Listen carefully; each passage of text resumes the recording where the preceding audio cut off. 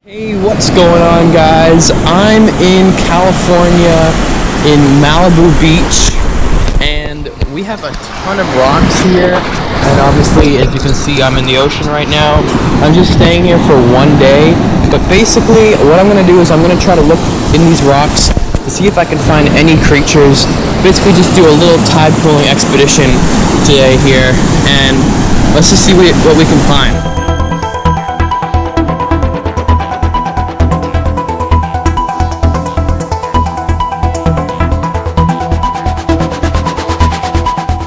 See, on these rocks there's a ton of mussels, and these are definitely live mussels.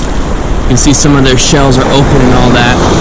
And also, look at this. Hold on. Look at this. A sea anemone.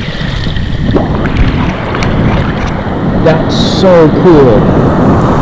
Ooh. Sea anemones are in the phylum Cnidarians, so they're actually related to jellyfish and corals. They're very sticky tentacles here, and this is so different from anything we have on the East Coast. I don't even know if we have sea anemones on the East Coast, to be honest, but I'm not exactly sure what species of sea anemone these are, but there's a ton of them here. See, look them all. They're all sea anemones, and when I touch them, they sort of just curl up a little bit like that. Wow. Really cool. So basically you have all of the tentacles right around the side, and then in here is sort of the mouth of the sea anemone, and that's where they sort of digest their prey. And I actually don't know a ton about sea anemones, but I do know that there are quite a few out here. We have a bunch of little baby ones too. There's some big ones, and then there's all of these little baby ones. Honestly, I should have done research on pretty much all of the animals that I found out here. The only thing was that I had no idea I was going tide pooling until I was actually at the beach and I saw the rocks, and I was like, okay, I should probably go tide pooling because this is the Pacific Ocean. So basically, I looked it up afterwards, obviously, and I found out that there's actually two species of sea anemones that reside on these rocks. The first species is called the solitary sea anemone, and that's the big sort of, turquoise one that I was touching, and they're called solitary sea anemones obviously because they're kind of all alone, just sitting there. I mean, obviously they're close to each other, but they're not like right next to each other. There's another species that's called the aggregating sea anemone, and the aggregating sea anemone is called that because they're sort of in this sort of colony of little brown sea anemones, and when I saw them I thought they were just baby sea anemones. Like, I thought that the turquoise ones were the adults and that those are like the little baby ones, but they're actually two completely different species. So yeah, and another thing about the solitary sea anemone that's pretty interesting is that they actually come in a lot of different colors, and I found one that was like really bright neon green, so I'm going to show you guys that right now. We have this huge green sea anemone.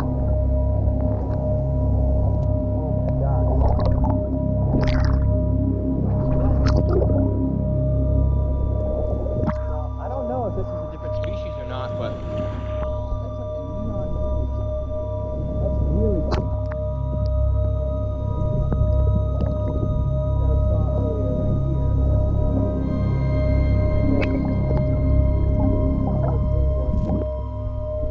can see we have, the same species I saw earlier right over here. And the bright green right over here. Alright, we got something pretty cool over here. There's a sea star right in here. Whoa. This water is insane. But watch this.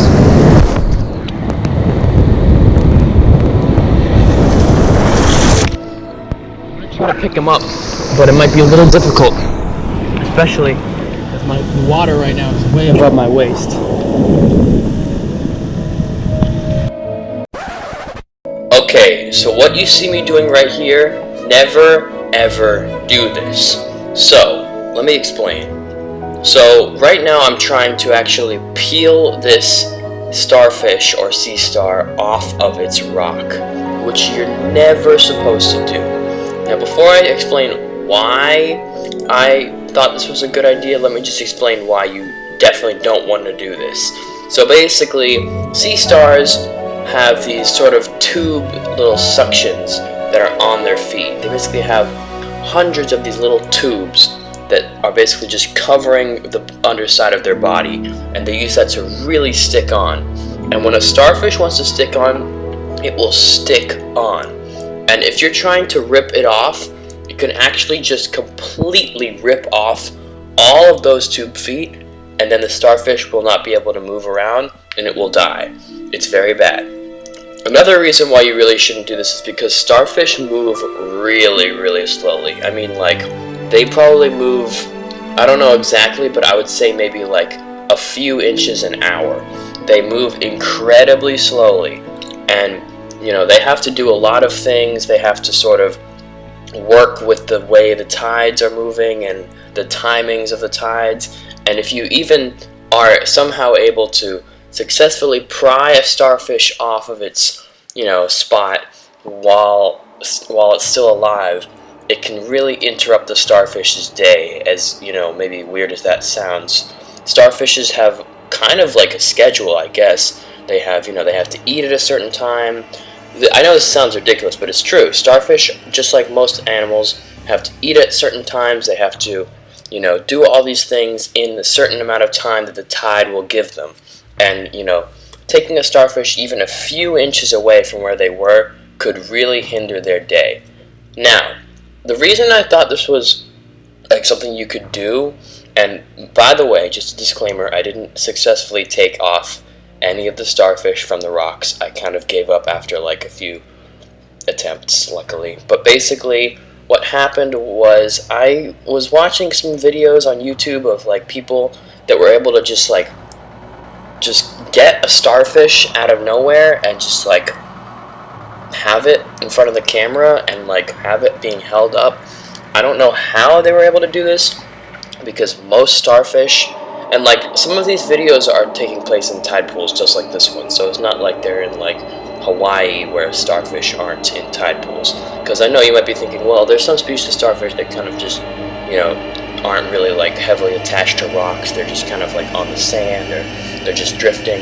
In that case, yeah, that's fine.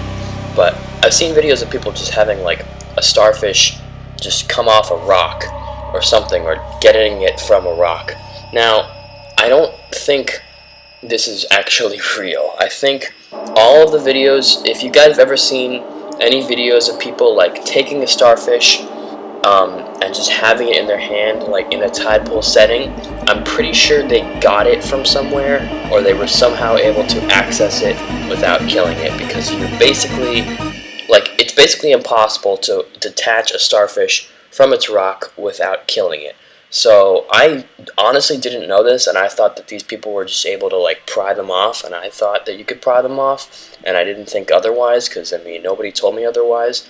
And yeah, this is a huge mistake on my part. Obviously, I'm never going to try this again. Luckily, I barely made any progress with any of the starfish I found, which is awesome, because if I had made some progress, it could have been really damaging to them. But yeah, starfish are a really unique animal, and I just want everybody to know, don't like take them off of rocks, because it can totally kill them. And it's also really hard to do. Like, you might even see me in the video complaining or struggling to do it, because they're really hard and they're just almost like stuck onto the rock. So just like you wouldn't take, you know, coral or an anemone from a rock, don't try to take a starfish off a rock. It's better to just leave it there and maybe just observe it and get some cool shots. So in case you guys were wondering, this species of sea star is called the ochre sea star, and actually it comes in two different color variations. Some are orange and reddish like the ones I found, and then some are like really bright purple, and they're found all across the western coast of the United States, and I think up into Canada as well. And they're a really great indicator species, which means that they sort of show whether an ecosystem is healthy or not. So the fact that there was a decent amount of them in this, tide pool area that I was exploring meant that that area was pretty healthy, which is really awesome. And these are, echinoderms. So they'll basically throw up their stomachs, and that's how they get a meal. But as you can see, I got a striped shore crab right here. As you can see, he's got this sort of nice little green striped back. That's why they call them striped shore crabs. And he's got these pretty small claws, but they're very gnarly. Because actually, if you think about it, the smaller the claws, the easier they are to pinch you, because they can sort of maneuver them better. And these guys, when they pinch you, it really does hurt a lot.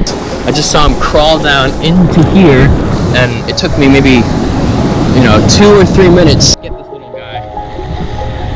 Striped shore crabs get a little bit bigger than this, but this is a pretty good size one. You can see him now just sort of crawling around here. He's not going to do too much. Now these guys feed on kelp. They feed on, I think, dead debris.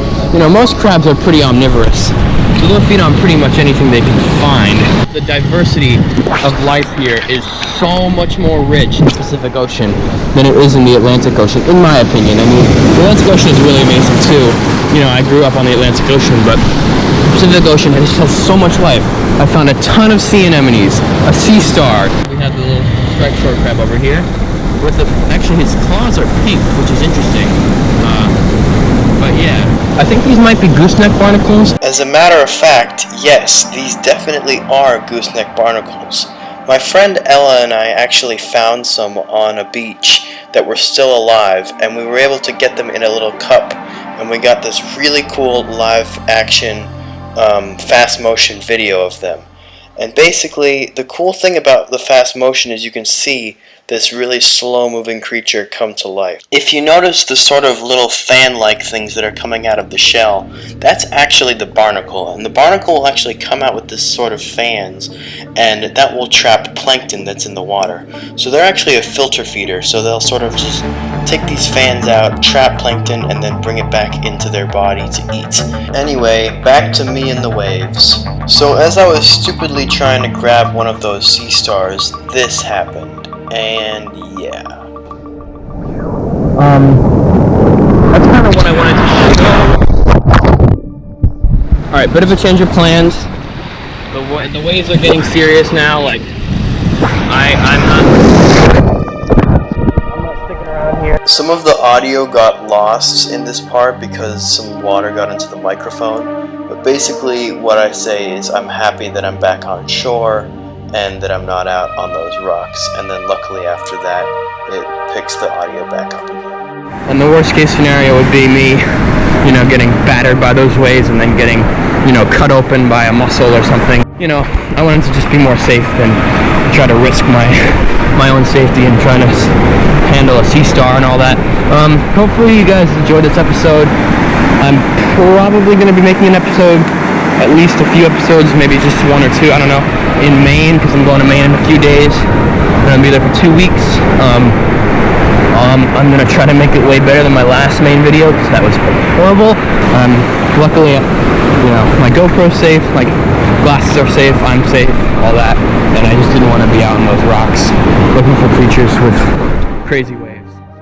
And yeah, hopefully I'll see you guys soon.